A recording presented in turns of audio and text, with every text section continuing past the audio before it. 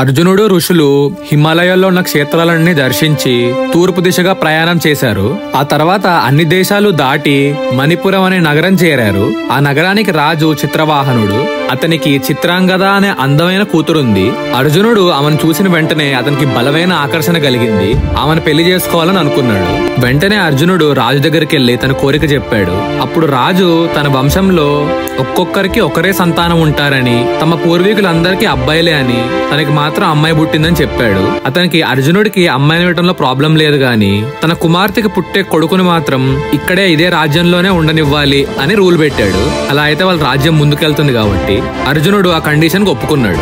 ఆ తర్వాత చిత్రాంగదను పెళ్లి చేసుకొని 3 సంవత్సరాలు అక్కడే ఉన్నాడు. వాళ్ళకి ఒక కొడుకు పుట్టాడు. ఆ కొడుకు పేరు బభ్రువాహనుడు.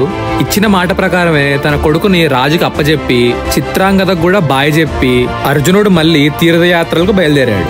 అలా ట్రావెల్ చేస్తూ చేస్తూ దక్షిణ సముద్ర తీరం దగ్గరికి వచ్చాడు. అక్కడికి వచ్చాక అతనికి ఒక వింత కనిపించింది.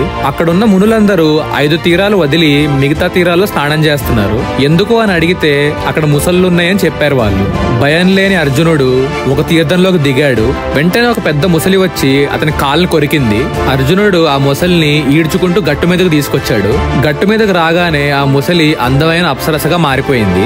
తను తన 4 ఫ్రెండ్స్ ఒక ఋషి శాపం వల్ల ఇలా ముసలుగా మారారని, ఎవరైనా వీరుడు వాళ్ళని నీళ్ళలోంచి బయటికి తీసుకొస్తే ఆ శాపం పోయి మళ్ళీ నార్మల్ గా అప్సరసల్లా మారిపోతారని చెప్పింది. వెంటనే అర్జునుడు ఆ మిగిలిన తీర్థాల్లో కూడా దిగి ఆ 4 అప్సరసలకు కూడా శాప విమోచనం కలిగేలా చేశాడు. వాళ్ళని చూసిన వెంటనే అతనికి చిత్రాంగద గుర్తొచ్చింది. వెంటనే మణిపురానికి వెళ్లి అక్కడ రాజుతో ఇలా అన్నాడు. రాజా, నేను మీకు ఇచ్చిన మాట ప్రకారం నా కొడుకుని మీ దగ్గరే ఉంచుకోండి. కానీ నేను త్వరలోనే మళ్ళీ తిరిగి వస్తాను. చిత్రాంగదని ఇంద్రప్రస్థానికి తీసుకెళ్తాను.